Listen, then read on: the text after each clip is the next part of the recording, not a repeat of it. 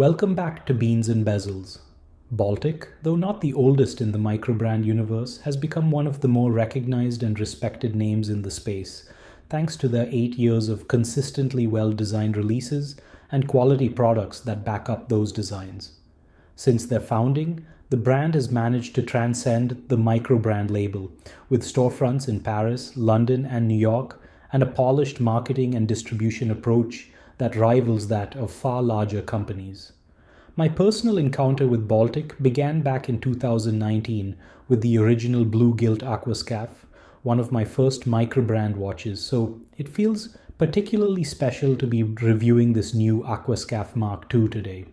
It's remarkable to see how far the brand has come since then, building out an impressive and diverse catalog that now includes everything from elegant dress watches to sporty chronographs. Over the years, I've also bought and reviewed many of their other watches such as the HMS2, MR01 Salmon, Auto Tricompax, and the Hermetique Glacier. I still remember when Baltic was frequently criticized for being too expensive, and even how founder Etienne Malik once took to WatcherSeek to transparently explain his pricing strategy, an early gesture of honesty that earned my respect. Fast forward to now, and with the way prices have spiraled across the broader watch market, the roughly $800 price tag for this Mark II on its flat link bracelet feels almost refreshingly reasonable.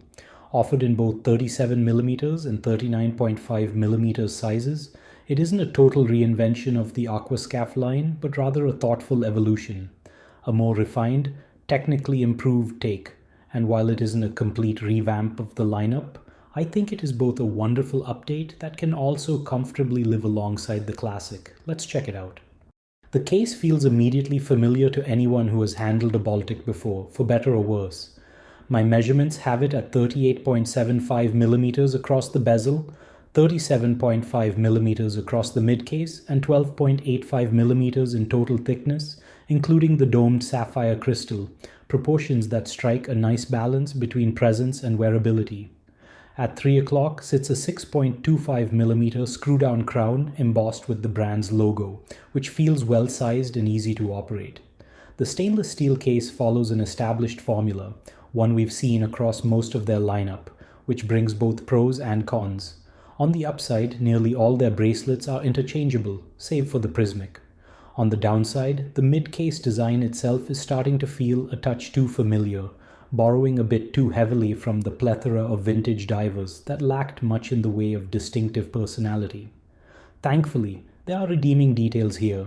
The drilled 20mm lugs are a practical, strap-friendly touch, and the 50 fathoms, inspired bezel and domed sapphire crystal elevate the overall aesthetic considerably. The sapphire insert's soft, diffused glow beautifully recalls the warmth of vintage bakelite bezels, and the 120-click unidirectional bezel feels precise and tactile in operation. Around back, a solid case back features engraved patterns and technical markings, sealing the watch to a capable 200 meters of water resistance. The dial is where Baltic has made the most updates, and it's also where the watch distinguishes itself clearly from the original classic. The Mark II is available in 4 distinct colorways: blue, green, gray, and warm silver, each offering its own character while maintaining the brand's signature vintage-inspired charm.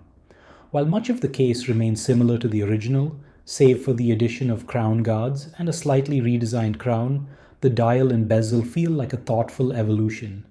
The outer minute ring, for instance, now includes numbered markings at every 5-minute interval rather than the simple ticks of the classic, and subtle adjustments to the proportions make the track easier to read through the domed crystal's distortion.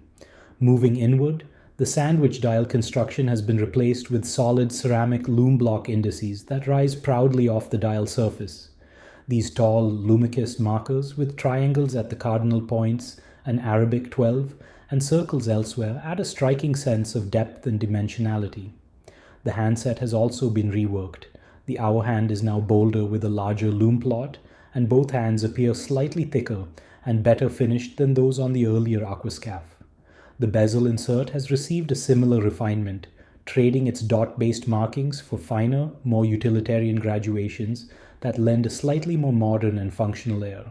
With the brand's logo and depth rating printed in their familiar positions, the dial feels recognizable yet improved, a modernized take that maintains a vintage soul.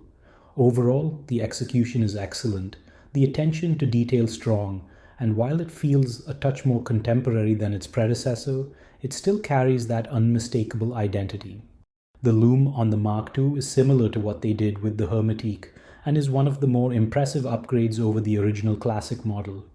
Unlike the Classic, which used a sandwich dial with a lumed bottom layer, this features ceramic casted Lume indices made from Super Luminova BGW9. These raised indices give off a bright, even glow that lasts well into the night, while their three-dimensional structure adds depth and character to the dial, especially when viewed through the double-domed sapphire crystal, which introduces a subtle distortion that enhances the vintage charm. The hands and bezel are traditionally lumed, but both are highly potent and deliver excellent longevity in low light.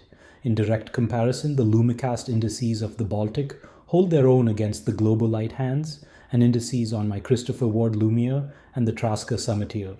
The watch is powered by the Miyota 9039, which is essentially the same workhorse as the Miyota 9015, but in a time-only configuration without a date complication. As I've mentioned in that earlier reviews of watches with these movements, these are some of my favorite movements in this price range thanks to their reliability and notably slim profile. They sit thinner than many comparable Sellita, ETA, and Seiko calibers, allowing for slimmer case designs that wear comfortably on the wrist. From my experience, Miyota movements don't keep as good time as some well-regulated Cellitas and ETA movements, but this particular watch was running comfortably at +3 seconds per day. I'm glad they decided to add a slightly smaller option to the Aquascaphe lineup, but I requested to review the 39.5mm version, which wears almost identically to the original 39mm Classic. My measurements put it at about 38.75mm across the bezel, 37.5mm across the case, and 46.5mm lug to lug. Excellent proportions for a vintage-inspired dive watch. On my 6.75-inch wrist, it feels perfectly balanced, with its 12.85mm thickness, including the generously domed sapphire crystal, giving it a satisfying presence. The height is well distributed between the case back, mid-case, bezel, and crystal. I borrowed this watch on the flat link bracelet, a surprisingly divisive choice judging by Instagram replies to my stories, but having owned the Classic on the beads of rice bracelet, which also works perfectly with this new case by the way, I wanted to try something new, and I'm glad I did. The updated milled clasp is a solid improvement over the older press-fit design, though an on-the-fly micro adjustment would have made it even better, as that's quickly becoming standard in this price segment.